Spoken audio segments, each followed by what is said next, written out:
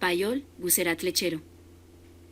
Este toro pertenece a la raza Guzarat biotipo lechero. La fecha de nacimiento fue el 8 de mayo del año 2011. Su criador es Facenda Igarapés. El padre de este toro es Cubito Geida NE 8301 y Bárbara TJF, JFT 2263. Su región de origen es el estado de Bombay, en la India. Al igual que el Agir, proviene de una zona de clima cálido, de suelos secos y pobres. Esta raza corresponde a la cancret de la India. El Guserá se adapta fácilmente a medios adversos y posee una gran capacidad de crecimiento, en pastoreo. Además de ser un buen productor de carne, por selección ha demostrado ser también una raza productora de leche. Por sus grandes cualidades le garantizan un lugar de predominancia en la ganadería tropical.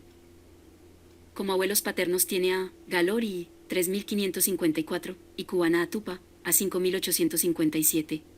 Como abuelos maternos tiene a Urutu 1389 y Banqueta JFT 1837. Este toro cuenta con certificado para exportación, calidad ABS. Transmite a su descendencia beta-caseína 1 a 2. Este toro es un toro probado.